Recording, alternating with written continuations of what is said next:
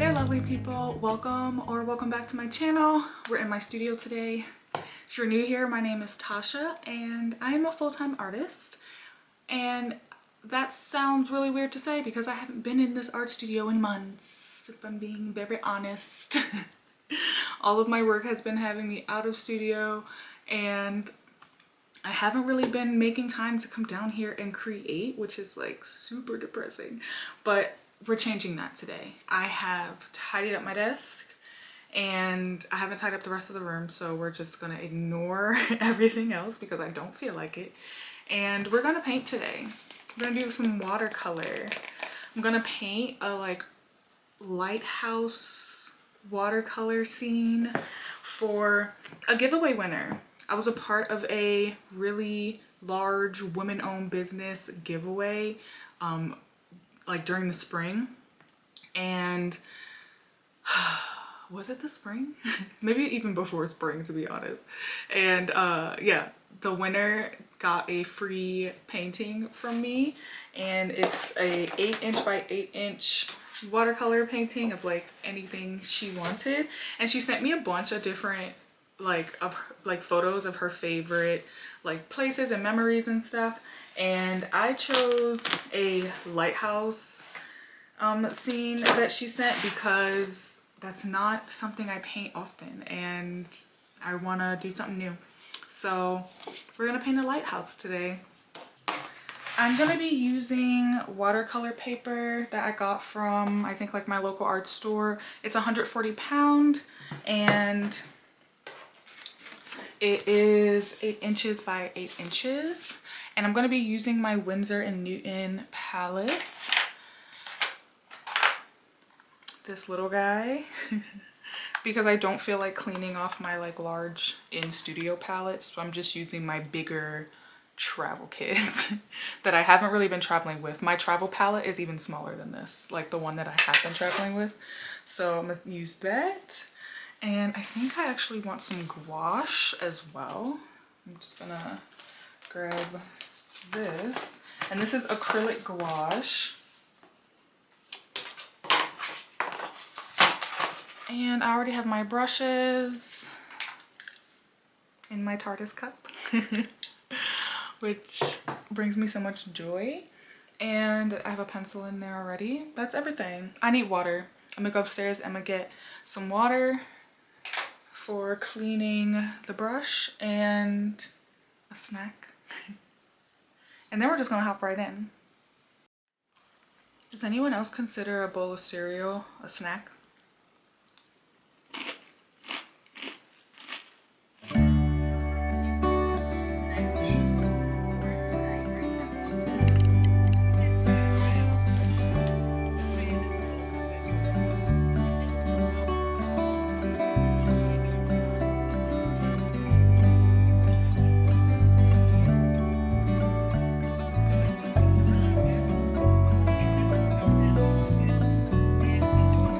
I haven't even started drawing yet.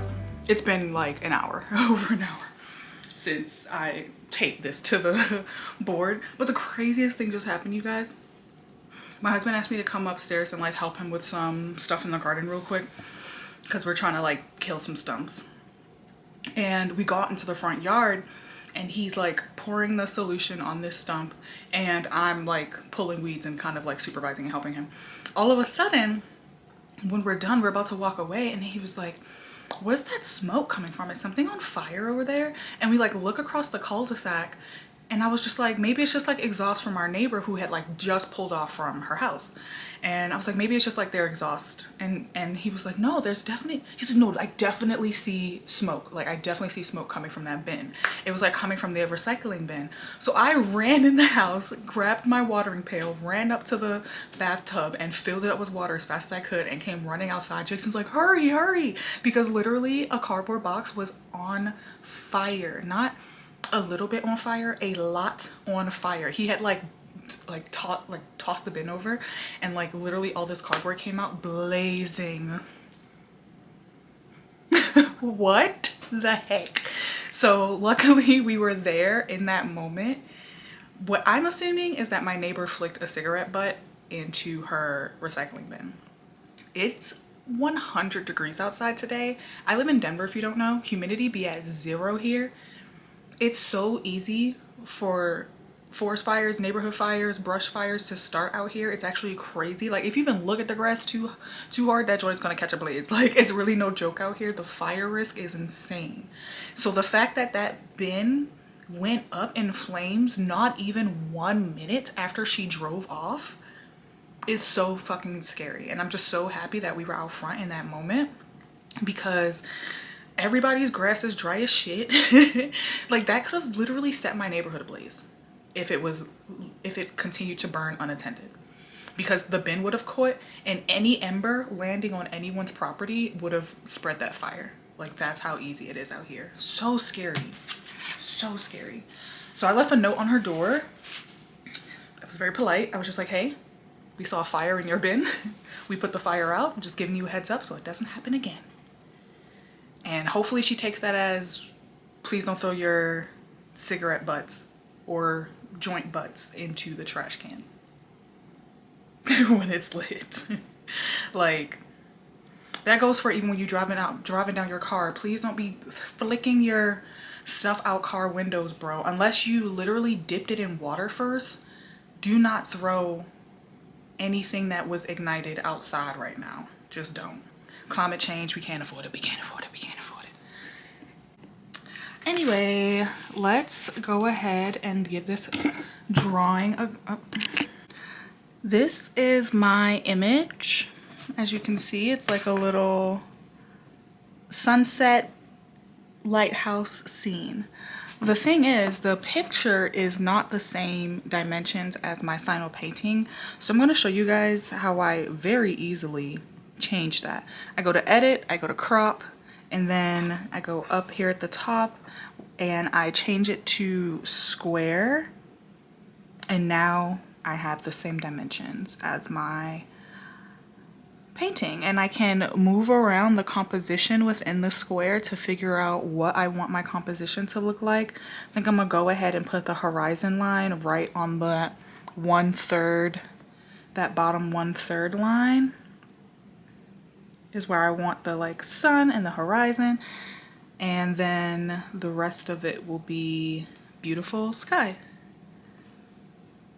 I think I'll add like a little extra whimsy to this front scene as well. I'll probably take away one of these sidewalk paths because there are 2 sidewalk paths there, which seemed a little redundant to me. So I may fill that in with like grass and flowers and like make it a little prettier. I'm gonna push done. And now we have our square. That's how I do it.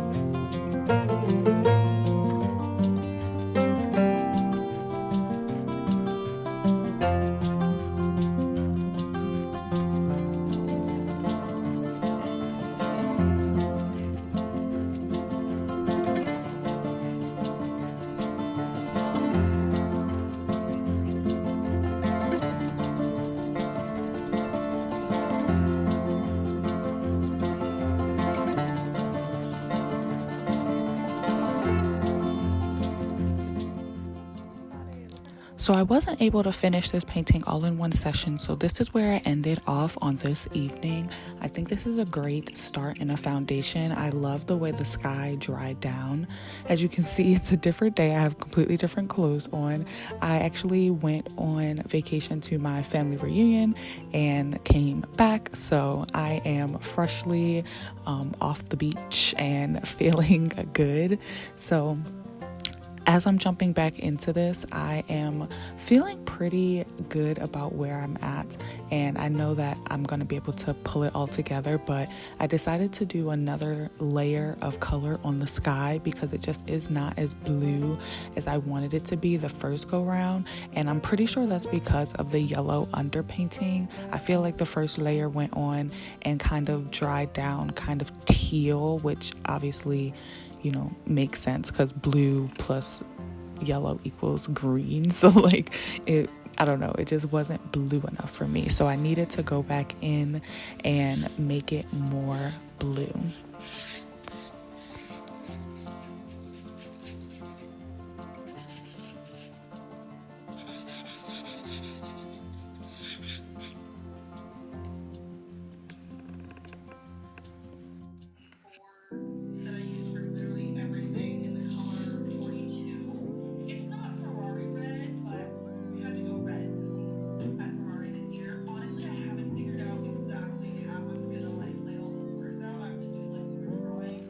Also, can we talk about family validation real quick?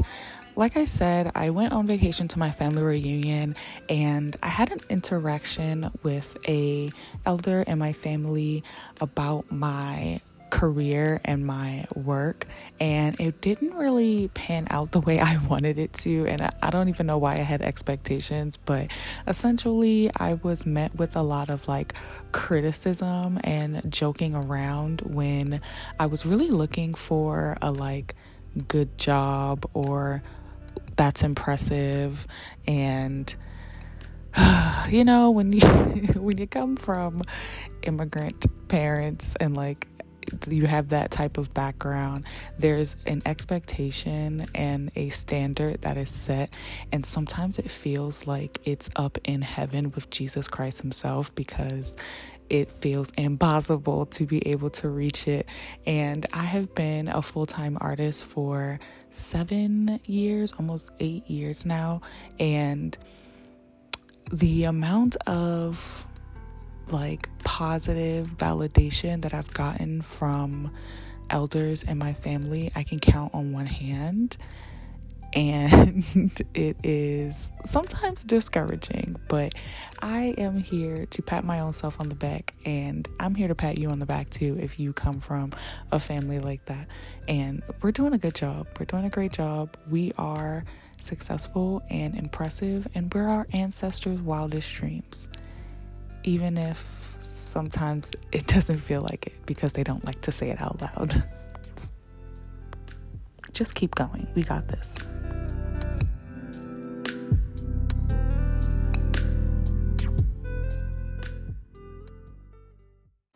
All right, I think I'm dang near done. I think I'm done. This is what it's looking like. And I think I'm done. I'm really scared that I'm starting to overwork it, if I'm being really honest. It's so hard to know like when to finish. Like I feel like all artists kind of fight with this. Like, when do you know when something is done? And if I did have to continue, which I think I am now that I've seen what it looks like in the camera viewfinder, I think I want to beef up the shadows in the house a little bit more because the house is feeling a little flat. But like, I feel like a piece is done when an artist is done fiddling with it. Like there's no real finish, and I would hate to like overwork it and ruin it. So I'm gonna go in with pencil, which is what I've been kind of using for the shading, or maybe I even need a little more paint. And I'm gonna beef up the shadows in the house, and then we'll take the tape off.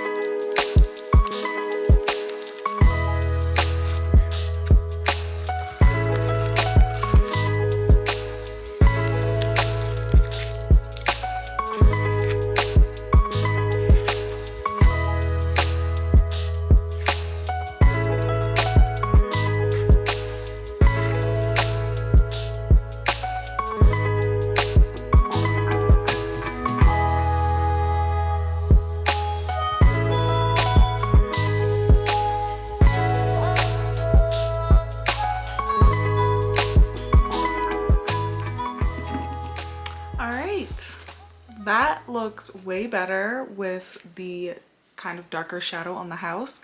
This is what the final commissioned painting looks like, and I am super pleased with it.